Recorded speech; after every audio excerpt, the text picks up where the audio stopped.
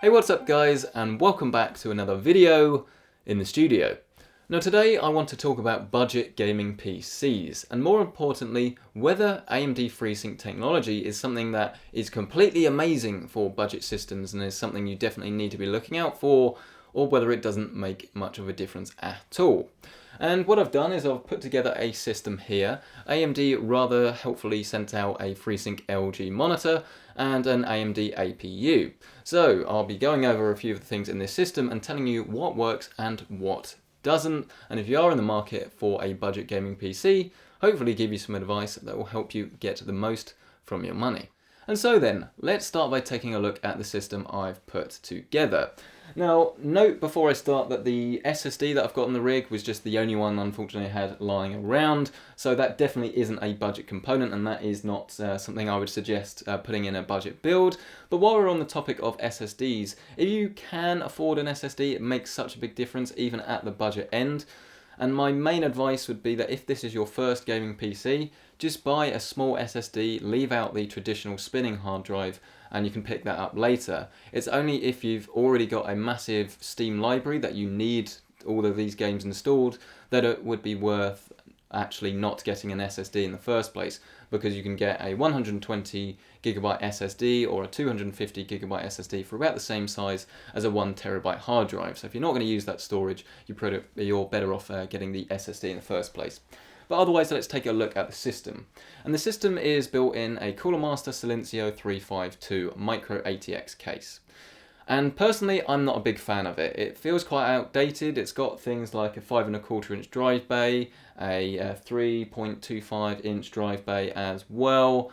And these things aren't really necessary anymore. But more importantly, just the build process is not as easy as I would like, and it just doesn't really have that many modern features. So if you're looking at a micro ATX board, then I'd recommend looking at maybe something like the Corsair Spec 02, which is a micro ATX case. And while it isn't the best case I've ever tested, it's cheaper than this and it has a few nicer features, although it's not as soundproof. If you do want to step up and spend a little bit more in the case department though, I'd recommend looking at the Phanteks P400 or the P400S, as it is a miles better case than this one, and it supports a whole range of motherboards, not just micro ATX. It's a standard ATX sized board. Otherwise, moving down the system, we've got the APU itself, which is the 7870K. This is a quad-core processor from AMD. Thank you to AMD for sending out for this video. And one of the cool things about this, though, is that if you don't have a GPU in your system, you can actually run games from the APU. So if you want to play things like Counter-Strike, you're probably actually not going to need anything more than the APU. And the APU, as long as you have a HDMI motherboard, will support FreeSync through the APU as well. Moving down the system, the graphics card we have is also AMD, that is a 460. This is the Strix edition, which I said in my review, which you can find over here. It's a good card and it definitely delivers at 1080p. It's just this particular edition is a little bit too expensive. So if you are looking at a 460, I'd recommend going with something other than the Strix one. So to be fair to Asus, they sell cheaper 460s as well. But companies like Sapphire at the moment, I've seen you can get 4GB cards for around about £120, which is probably what I would go if I was spending my own cash. The motherboard we've got in question is the A68H M-K. This actually, quite humorously, it doesn't matter in this build, but if you do want to go for a system that actually works properly, and by that I mean it has a USB 3.0 header on the motherboard and as HDMI for the FreeSync, if you want to use the APU, then you need to be looking at the Plus version of this motherboard. All the parts I will leave in the description down below, so don't worry about remembering all of them. Power supply, I've actually had very good experience with this. Overclockers sent out their XFX TS 430 watt power supply, and at this price point you don't really need any more than this. It's not particularly loud from my testing. It's not modular, it's non-modular, but as you can see here, you use most of the cables anyway, so you don't really have to worry about hiding too many cables. But this is something to note. If you do want to move up to a modular power supply, you can, and you have a slightly cleaner build. But to be honest, at this price point, I would spend the money on different components. RAM-wise, here we've got two 4GB sticks of Corsair Vengeance DDR3. Although I would look at getting a single 8 gig stick, and then you can upgrade it later on to 16, whereas in this you'd need to spend a load more money to get to 8 gigabyte sticks. Otherwise, that's pretty much it really. We're running Windows 10, and yeah, I think that pretty much is the system. And so then, this is the PC that I've been testing over the last week and a half. And I've been testing it with a Freesync monitor that's actually, you probably can't see. It is the LG MP68. This Freesync monitor actually is 75Hz IPS, and it has FreeSync between a range of 40 and 75Hz. Which means that, in theory, you can get a pretty incredible gaming experience from this, because you're going to get rich colours, and as long as you keep the frame rate within those two figures, you're going to get a very, very smooth and tear-free experience when it comes to gaming. And this system, to give you a few idea of benchmarks, I'll start overlaying the footage now. It's definitely got some decent potential, and in the right sort of game, there really isn't that much to differentiate this from something that costs 3 or 4 times more on this particular monitor.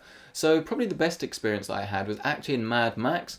The GPU, so the AMD 460 Strix Edition, managed around about 50, 54, something like that, frames a second on average, while playing Mad Max on the highest possible settings, or at least the very high preset. And bear in mind, this system is, I think it's around about £500. I mean, I'll list the full things down below and the pricing. But for a budget system, this is actually really, really impressive. And as long as you keep it within that FreeSync range, which I had no trouble doing, you're getting a butter smooth experience. Whether you want to use a keyboard and mouse, a controller, it doesn't matter. You really can get a much better than console gaming experience on a PC like this. And moving on to some other games, I was playing some Smite as well. It was slightly mixed, but again, this was on the highest possible settings. And at 1080p, I was easily getting pretty much always over the 40 frames a second mark. Note that these benchmarks, I think they are slightly off, because Fraps actually did have a negative effect on the frame rate. And I did notice the frame rate did go down a little bit when I started recording the FPS. So take these results with a slight pinch of salt, but if you're going to do anything, then improve them. I don't think they're going to be any worse, to say the least. And it's a very nice, smooth experience. And as long as you can keep the frame rate high, then it's not a problem.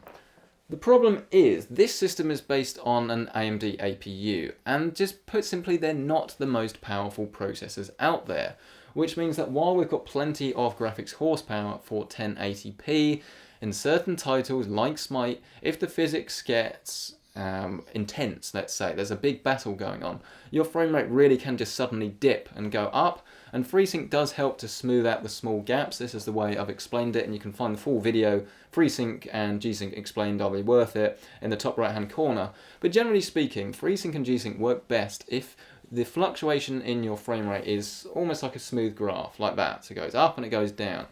If you unfortunately you get a spike that does that, well, it doesn't matter if your screen is refreshing at that refresh rate. It's suddenly a sudden dip in your frames a second, you're going to notice. And the problem is, this APU, in terms of processing, unfortunately, it's just not up to the task in certain titles. And I don't know whether it was the game, whether it was the CPU, or what was going on, but some weird things in Smite, when I, for example, went into the store, or I wanted to look at my abilities, I think it was, the frame rate would just suddenly drop to about 40 frames a second, which was under the FreeSync range, and I get this horrible bang as it would just judder and halt. And when things like that happen, it's really off-putting. And unfortunately, that is going to be down to the processor. And if you're going to play certain games like, say, Battlefield 4, or of course Battlefield 1, or things like that, that require a really good processor to actually max out all of the settings, then you're going to run into some issues. But of course, this is a budget PC, so you might be thinking, well, it doesn't really matter, I can just turn some of the settings down, which is true in certain titles, but in other titles, the game just requires a decent CPU. It doesn't really matter, you can turn some of the settings down, but a lot of the settings are only going to affect the graphics, and if your CPU isn't good enough, then you're going to notice that your game is going to run into some dips. But make no bones about it, this system can run games, and it can run them very, very well. It's just there's a few things I would like to tweak from it. So, looking at the system again, I think this system is absolutely perfect for those of you that want to sort of start with a smaller amount of money and then get a graphics card. And what I mean by that is if you take the graphics card out of the system, let's assume this is the Sapphire one that I mentioned earlier for £120. If you take that out, you've saved yourself £120, and while you're saving up that extra £120, or of course in dollars, you can then just use the APU, and you can use the FreeSync technology of the APU, and you can play your games like Counter-Strike, or you can play the games at lower settings.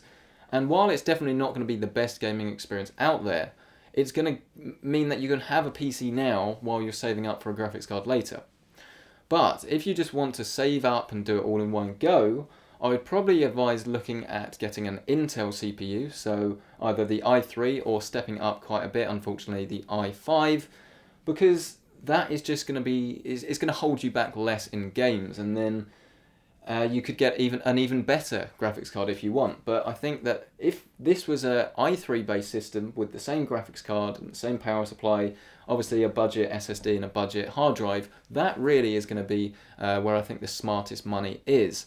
But to stop the rambling and just summarize again in one sort of sentence, the main thing I've learned really is that FreeSync at a budget PC really is awesome, because the best gaming experiences you can get out there now on the likes of the Acer X34, the reason they're good is because it's a butter smooth experience. And granted, those monitors are ridiculously expensive, but the core of it, the smoothness, can be achieved with a PC like this and a monitor like the LG, I've forgotten the name of it again, MP68. Genuinely really is very impressive. So I'll leave the full list down below of the components that are in this system, as well as the components that I would sort of recommend having a tweak to. But let me know in the comment section down below what you would do if you were doing a budget system. Because especially with the likes of the 1080, the 1050 and the 1050 Ti that's coming out very soon, I think my recommendations on those cards are going to be a little bit different this year, because G-Sync monitors are £100 more, give or take, than the FreeSync counterparts. So for the sake of £100 that people don't have at this price point, it's looking like Team Red definitely have the way forward. But we'll have to wait and see, I guess, until the 1050 gets in the studio. So there we go. Like I say, leave your comments down below. I'm genuinely really interested. Let me know what you think. Let me know what you think of this style of video. If you have any questions about the system, leave them down below, or social media. It's at PCcentric. If this useful has been video, then please hit the like button, as it lets other people know it's a video worth watching. And likewise, if you like this video, please subscribe for more things just like this. A massive thank you. Links down below in other videos related in the little eye. And I'll see you in the next video.